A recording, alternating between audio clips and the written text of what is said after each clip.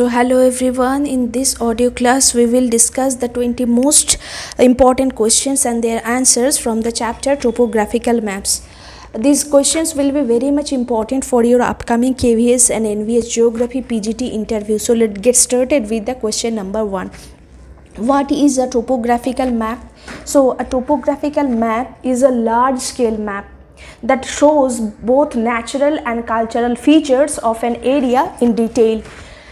Natural features include relief, rivers, hills, valleys, forests, and cultural features include roads, railways, settlements, buildings. Relief is generally represented by contours. For example, if I want to study a village and its surrounding hills, rivers, roads, settlements together, a topographical map is the most suitable map.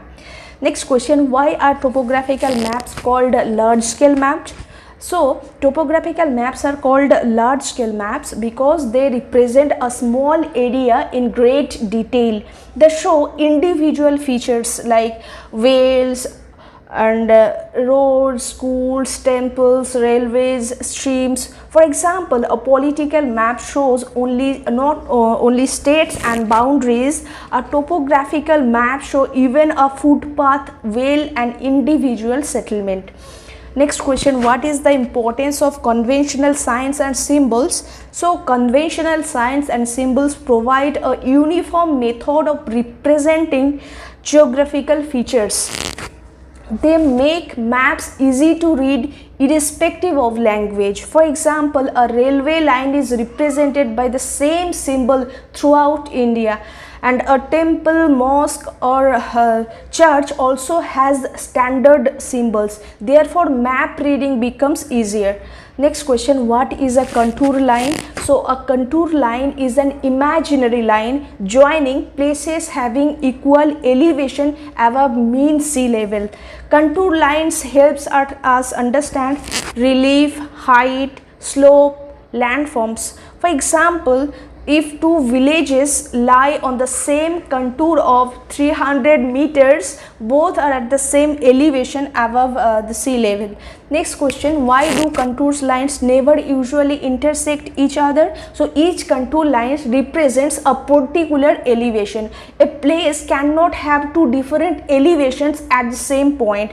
Therefore, contour lines normally do not intersect each other. For example, a contour of 300 meter cannot cross a contour of 400 meter because one point cannot be both 300 meter and 400 meter high.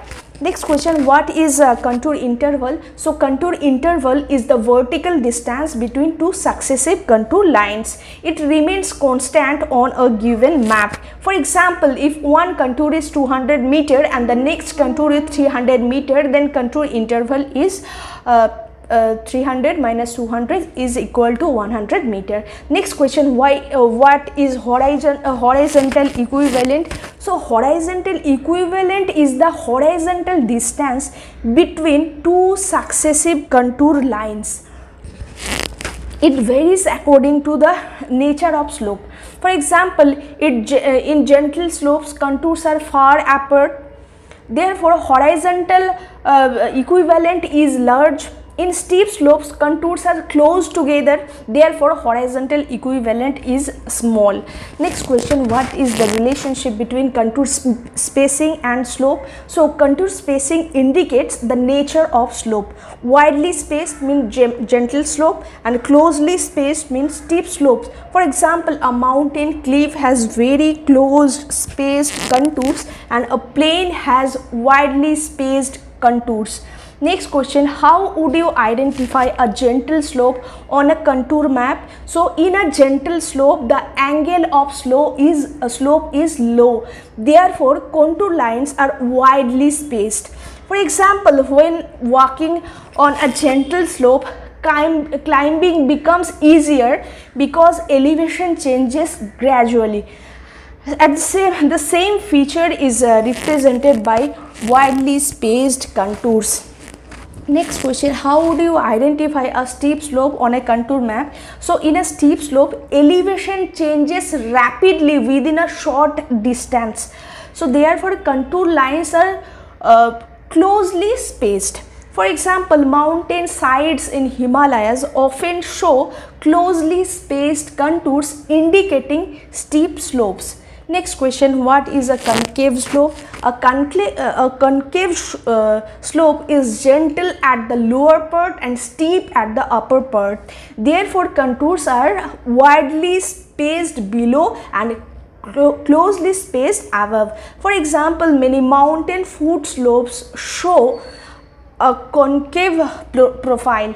Next question, what is a convex slope? So a convex slope is steep at the lower part and gentle at the upper part. Therefore, contours are closely spaced below and widely spaced above. For example, many weathered hill slopes show convex profiles. Next question, how can you identify a conical hill from contours? So a conical hill is represented by concentric closed contours. The contour spacing remains almost uniform and elevation increases towards the center. And for example, volcanic cones often resemble a conical hill, and the innermost contour represent the highest elevation.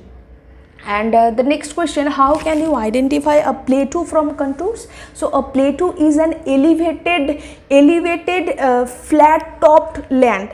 Contours form closed loops and the central area remains comparatively flat. For example, the Deccan Plateau is a real world example of a plateau. Next question, how do you identify a V-shaped valley? So a V-shaped valley is formed mainly by river erosion. Contours form a V shape, and the apex of the V point towards higher ground or upstream. And for example, young Himalayan rivers commonly form V-shaped valleys. Next question, how do you identify a U-shaped valleys? So a U-shaped valley is formed by glacial erosion.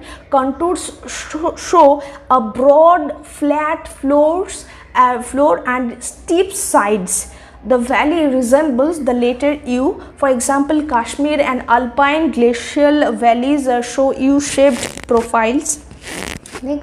Next question, how can you identify a cliff on a contour map? So a cliff is very steep or nearly vertical slope. Contours become extremely close together and may almost merge.